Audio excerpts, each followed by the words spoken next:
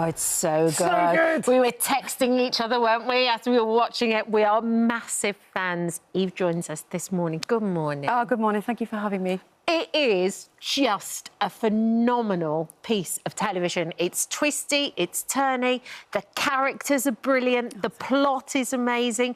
Did you know you were onto a winner? You never know if you're onto a winner, really. You just...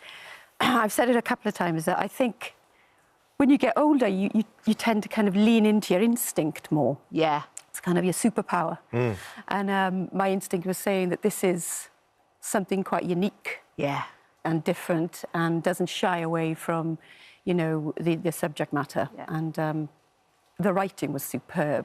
For me, what was really unique about it was your character, Jeanette, and how fully rounded she was as a woman of an age. Like, she's trying to solve a murder, she's trying to hang on to her marriage, she's doing all the juggles. Yeah. But you were funny as well. Like, it was such a brilliant, well-rounded character, and I feel like actually you don't get to play those very often. No, you know, you mine your character as much as you possibly can to connect with your audience as much as you possibly can, but you've got to make them real people. Otherwise, it's just white noise, you know, and Millie has just done, the writer has just done the most superb job in kind of giving this character layer upon layer and trouble after trouble and things that she's got to commit to and sacrifice as a mother, as a, you know, a DCI.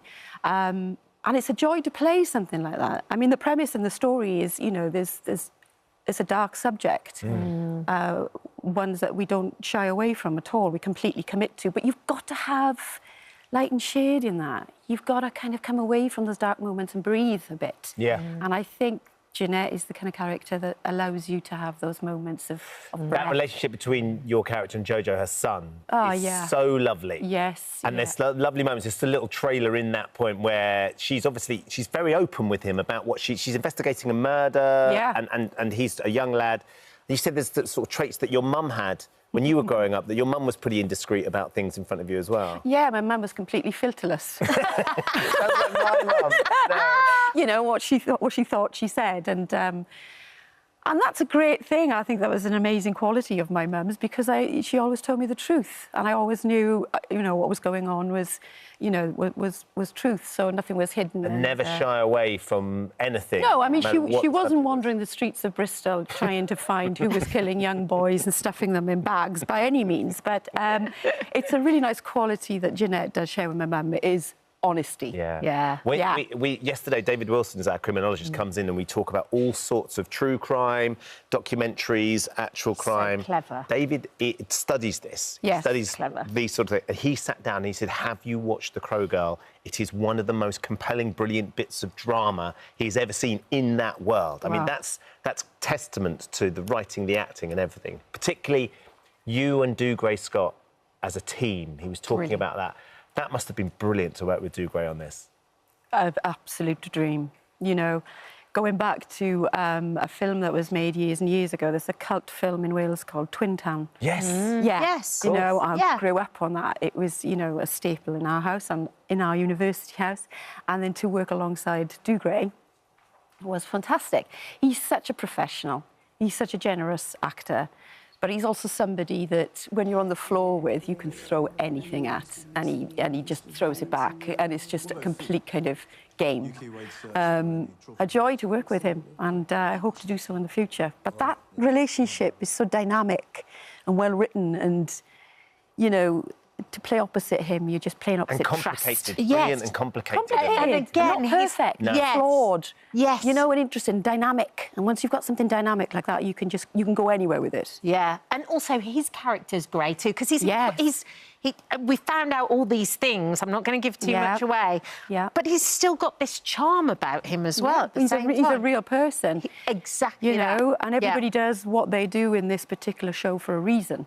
Yeah. You know, there's a reason for everybody's actions. Yeah. It's one of those things. So we've loved it, absolutely loved it. Thank you. And then when we were doing the research into the series, it suddenly became apparent that the executive producer was Slash from Guns N' Roses. I mean, if things can get even more surreal. It was a cool job when I got the script. And then when I heard it was Slash was one of the exec producers, you know, being one of the biggest Guns N' Roses fans that ever lived. How? Why?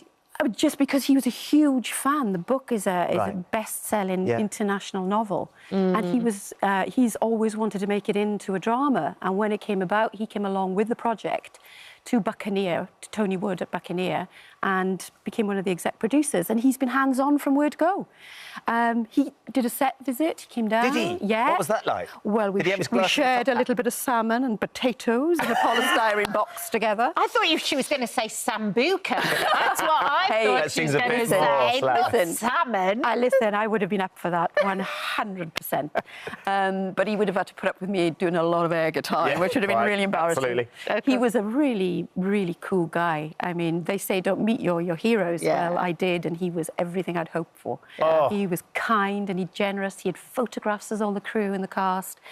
But more importantly, he watched every daily that was sent to him on his tour bus. Of everything that we were shooting in Bristol, he was watching on his tour. While he was on tour? Yeah, committed and kind and generous. Yeah, a hero. Amazing. It says to be continued at the end. Yeah. Are we going to get some more? Please tell us we're going to get some. There's 3 books, and we are... You've gone really earnest all of a sudden. Please, can we have some more Crow Girl, please? My face has gone red, but I just want to say that it would be lovely. We'd be happy to do more. The response has been completely overwhelming, and we're so grateful to everybody who has responded and has spoken about it on socials. We are grateful to you for being so lovely watching it and giving this lovely review on it, and we hope to make some more. Yes. Fingers crossed. It's wonderful. We need for more. in. We need it's lovely more. to see you. Good. Thank you.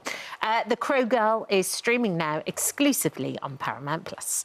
Thank you. Oh, Thank you, hello. guys. Thank you for visiting our This Morning YouTube channel. We upload tons of new content every single day. So hit the subscribe button, like all the videos, and don't miss out. We'll see you in the morning.